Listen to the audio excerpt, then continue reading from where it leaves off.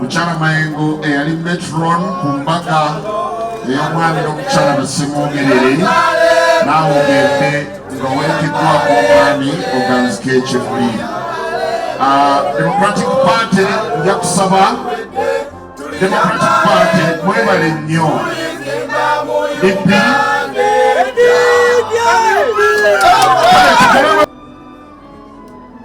aba Justice Forum Honorable Chirige Mayanja yakulembedde mu ngeri y'enjawulo. Kale owa Service Commission maama gye yakulira okumala ebbanga tweyanziza nnyo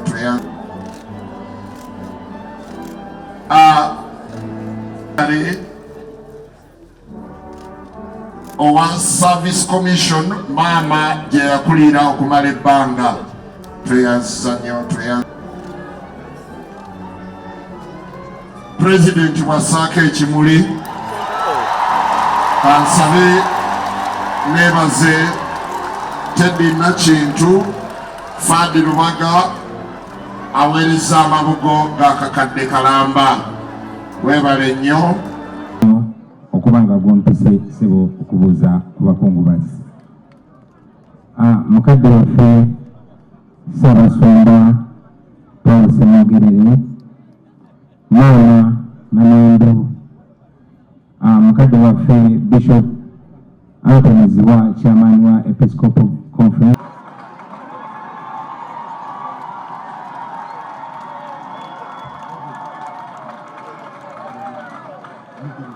the FDC Sebo Lord Mayor w'ekibuga Kampala Elias Lukwago muganda wange,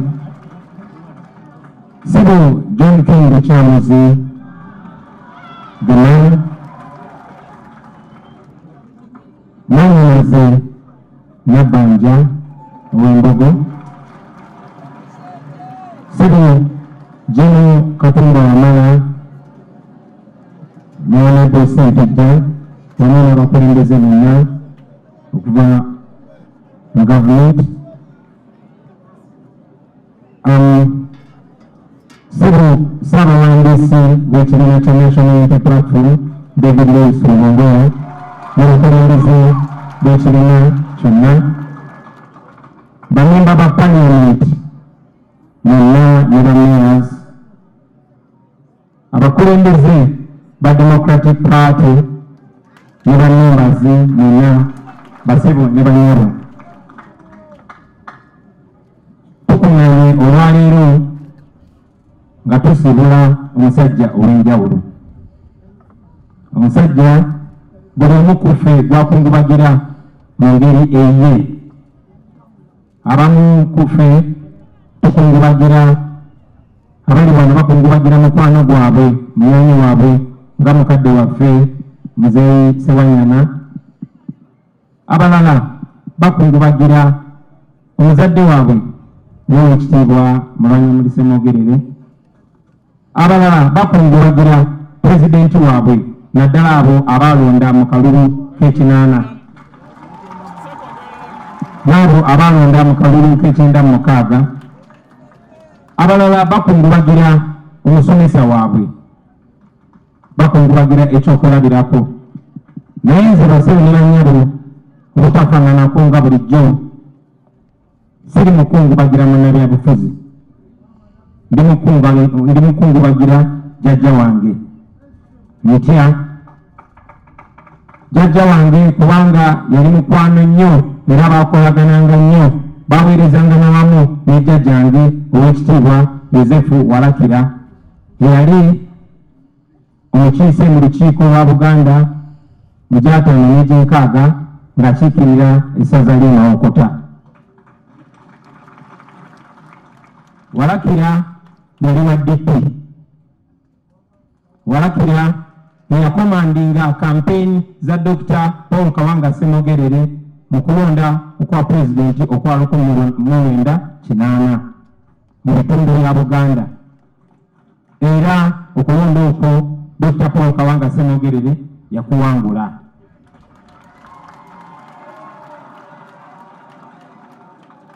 General Museveni bwe yagenda mu nsiko mu 81 jjajjange Yozefu Walakira yamwegattako era mu mwaka gwa 83 jjajjange Yozefu Walakira yattibwa ng'alangibwa okusangibwa n'enkambi y'abayeekera eyowe ebibuule mu Mawokota. Walakira yaziikibwa mu kyama ku Ekereziya e Lubaga. Yaziikibwa mukwano gwe Dr. Semogerere ne muganda we Evaristo Nyanzi. Famire yaffe teyaziika jjajjaffe kuba bali bawanganguse nga bali Tanzania. Ate kitaffe naye teyaziika kitaawe kubanga yali mu kkomera ery'amagye mu barracks e Kasajjagirwa mu kiseera ekyo. Naye nga wayise emyaka 6 mu 89 nga n'olutalo luwedde era Dr. Semogerere yali minisita mu kiseera ekyo yayamba famire yaffe ne tuziikula jjajjaffe okuva e Lubaga ku Ekereziya ne tumuziika mu kitiibwa mu maka ge e Buloole mu Mawokota.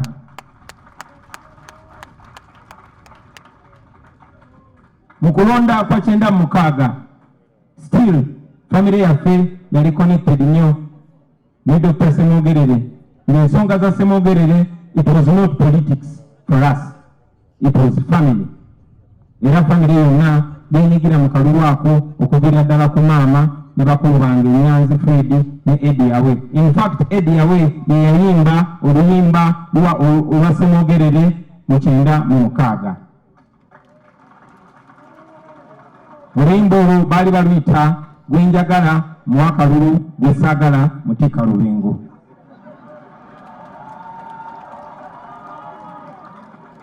Dr. Semogerere ne jjajjaffe Yozefu Walakira balina oluganda olw'omukago. Balina omukago ogwo tegwakoma kwabo bakadde, gwagenda paka ku kitaffe JW Sentamu ne gugenda paka kufa abazzukulu, ate tegugenda kuzikira, gugenda kugenda paka kwabo abaliddawo nga naffe tuvuddewo.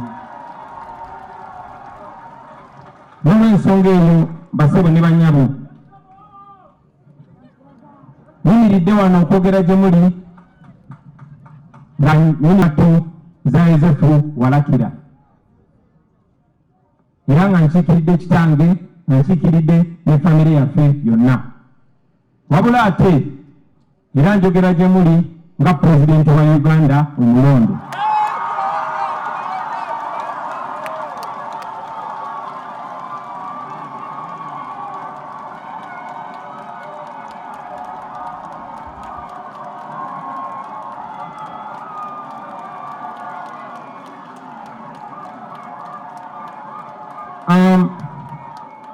Nze nakula nga neegomba nnyo Dr. Semogerere ng'omukulembeze eyali ow'enjawulo. Yali amanyi ng'omu ku bazzukulu ba Walakira ababeera e Kampala, naye yali asinga kumanya bakulu bange Banyanzi Bayawe. Naye bwe nayingira mu by'obukulembeze yampambatira n'anteeka mu kiwawaatiro kye n'afuuka omusomesa gy'eri. Dr. Semogerere yanjigiriza ebintu bingi. Yafuuka musomesa era yafuuka menta.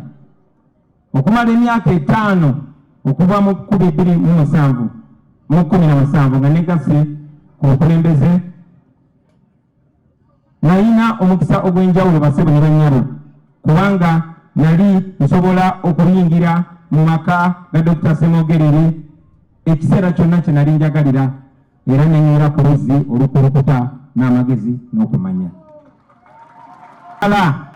Okuyiga okuva gy'ali era nsobola okubagamba basebo ne bannyabo nga ndi mugumu nti obaolyawo mu myaka eg'5 twayogera ku buli nsonga.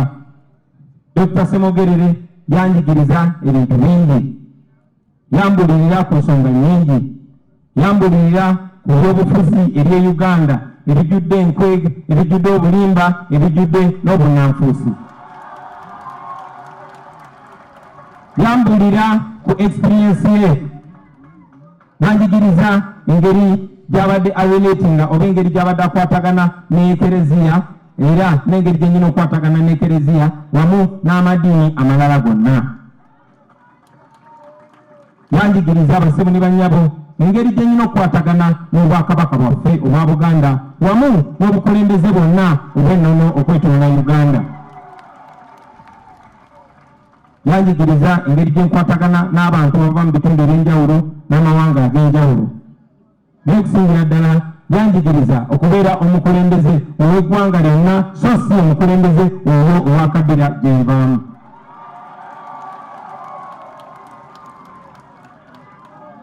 Dr. Semogerere yambulira stories nyingi yenyumiza ku Beni Kiwanuka, yenyumiza ku Milton Obote, of course yenyumiza ne ku General Yoweri Museveni.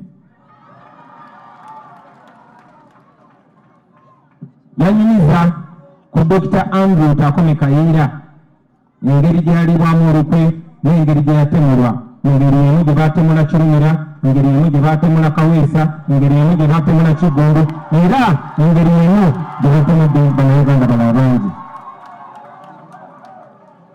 Dr. Semogerere yali minisita w'ensonga ez'omunda bwe baatemulira abakolera Museveni. Njagala mumugambe nti ndimanyi era mu kiseera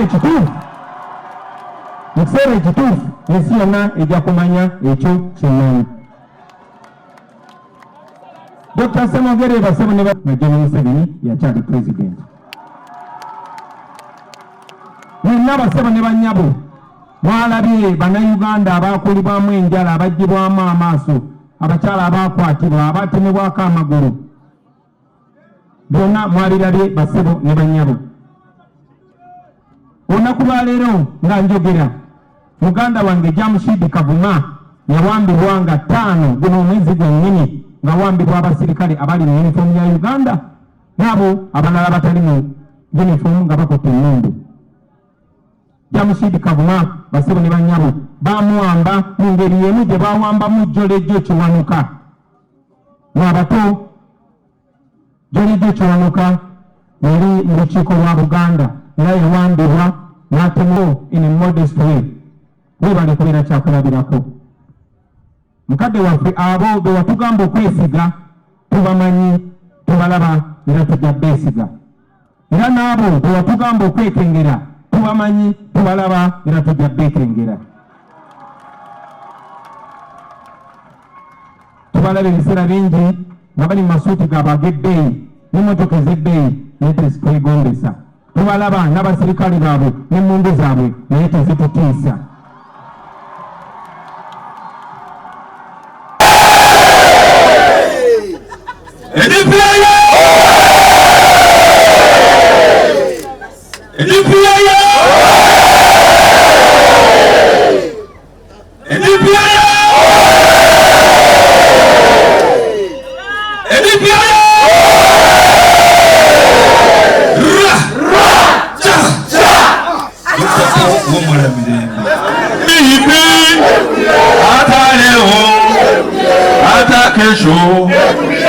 Ila seku abakipi mwena mukunganire wano wakipi masigarayo weguno omulundi okusembayo kulaba ku Dr. Semogerere. Kakati bassebo ne bannyabo banjaba omugenzi ebbanga lyonna.